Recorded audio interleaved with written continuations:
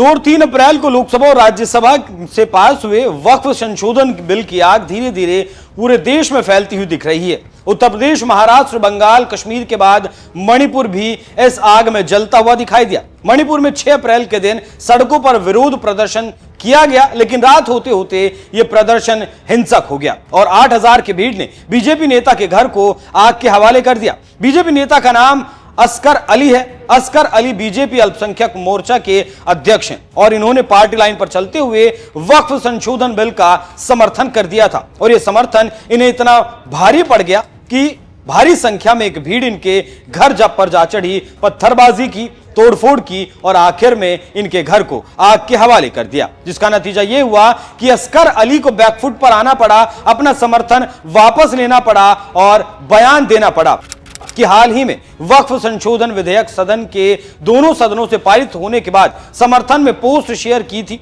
मैं पोस्ट के लिए पूरे मुस्लिम समुदाय और मतई पंगाल समाज से माफी मांगता हूं। मैं केंद्र सरकार से अपील करता हूं कि कानून को जल्द से जल्द वापस लिया जाए। आपको बता दें कि मतई पंगाल वहां मुस्लिम समुदाय को कहा जाता है। असल में इसे डर कहते हैं, इसे ही खौफ कहते हैं। यहां समझना यह भी जरूरी है कि इनके भीतर इतना जहर भरा है कि ये लोग अपने धर्म के लोगों को भी छोड़ने को तैयार नहीं है। यह विरोध बिल का कम और बीजेपी का ज्यादा नजर आता है, क्योंकि नेता तो मुस्लिम ही था लेकिन इनके मुताबिक गलत पार्टी से जुड़ा था। असगर अली पर जब जान का खतरा मंडराया तो नतीजा आपके सामने है। असगर अली के घर पहुंची भीड़ में इतना गुस्सा था कि दमकल और पुलिस को भी वहां जाने से रोका गया। पुलिस के साथ भी इन दंगाइयों की झड़प हुई और हैरानी की बात तो यह है कि किसी दंगाई की गिरफ्तारी भी अब तक नहीं हो पाई है। इस घटना के बाद पुलिस का भी बयान सामने आया और पुलिस ने बताया कि लाठियां और पत्थर लिए लगभग 7 से 8 हजार लोगों की भीड़ ने असगर अली के घर पर धावा बोला और आगजनी की। लिलोंग विधानसभा और उसके आसपास के क्षेत्र में मामला फिलहाल बहुत संवेदनशील है और आगे भी अशांति की आशंका बनी है। आपको बता दें कि फिलहाल मणिपुर में राष्ट्रपति शासन लागू है और राष्ट्रपति शासन में भी दंगाइयों का कहर जारी है। इससे पता चलता है कि इनके मंसूबे कितने खतरनाक हैं। मुस्लिम बहुल इलाकों में सुरक्षा बढ़ा दी गई है, फोर्स की तैनाती करवाई गई है। वैसे अब देखना होगा कि जिस बीजेपी की यहां सरकार हुआ करती थी वो बीजेपी कैसे अपने नेताओं को यहां भीड़ के हमलों से बचाती है, क्योंकि मतई और कुकी की आग में जल रहे मणिपुर की आग अब बीजेपी के घर तक भी जा पहुंची है। वैसे एक वक्त था जब मणिपुर में सिर्फ हिंदू आबादी रहा करती थी, मणिपुर शांत हुआ करता था, लेकिन बीतते वक्त के साथ मणिपुर भी बदला, डेमोग्राफी भी बदली और मणिपुर भी अशांत हो गया। 2011 की जनगणना की अगर हम बात करें तो मणिपुर में लगभग 9% मुस्लिम समुदाय रहते हैं और आज हालात वो हैं कि जो मुस्लिम बहुल इलाके हैं वहां फोर्स की तैनाती करनी पड़ रही है। 2 साल से ज्यादा का वक्त बीत चुका है, मणिपुर शांत होने का नाम नहीं ले रहा, बल्कि राष्ट्रपति शासन भी यहां लगाना पड़ा,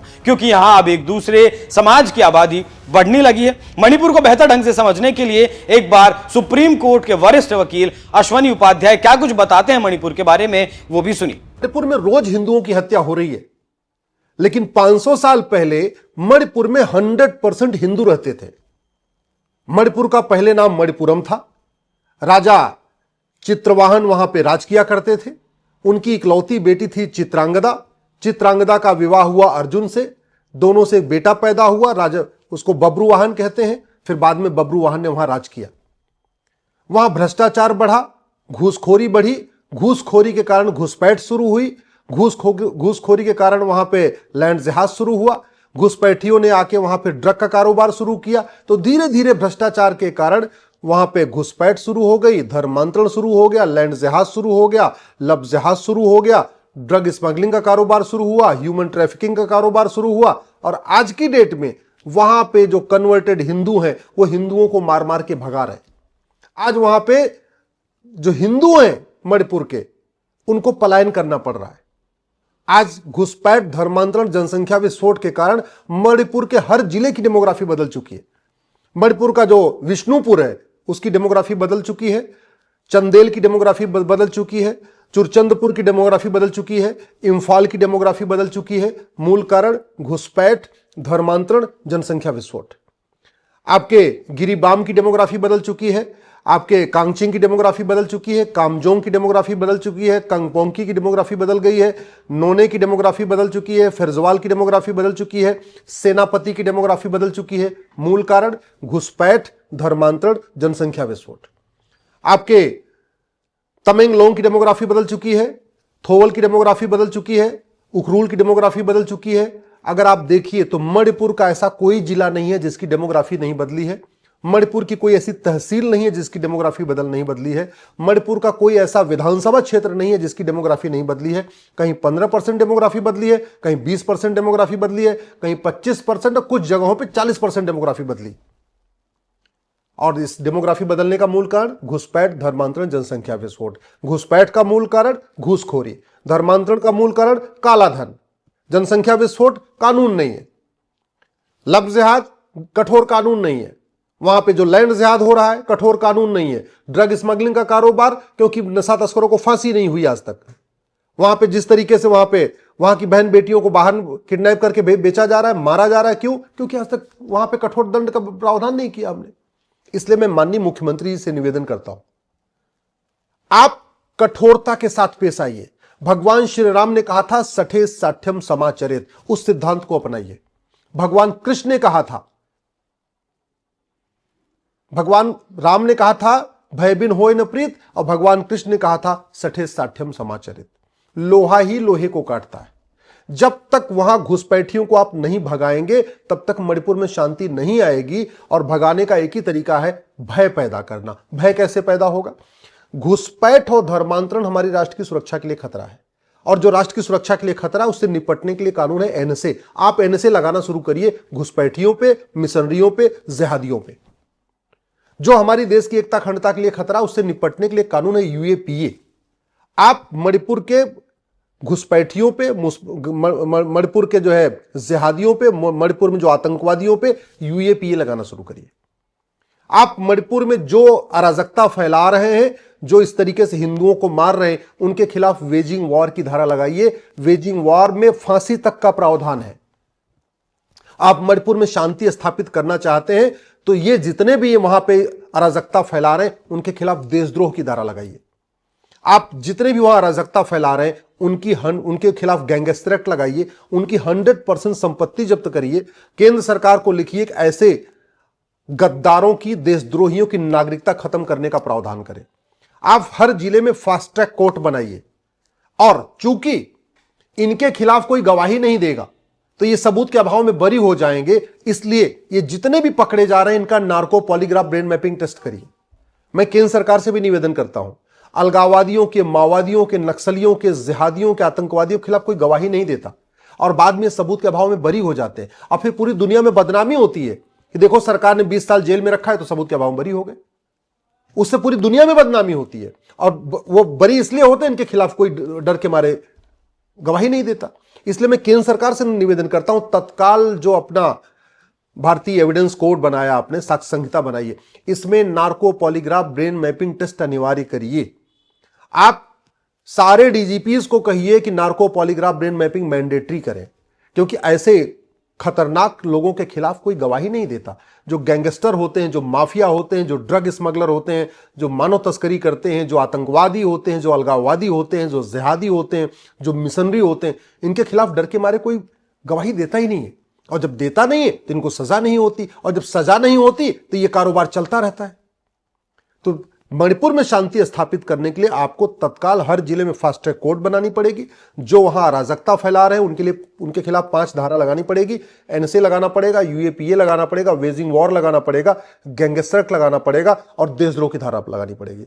जज साहब से रिक्वेस्ट करिए, हाई कोर्ट से रिक्वेस्ट करिए, सुप्रीम कोर्ट से रिक्वेस्ट करिए कि मणिपुर में जितने मुकदमे चल रहे हैं इनका फैसला 1 साल में करें।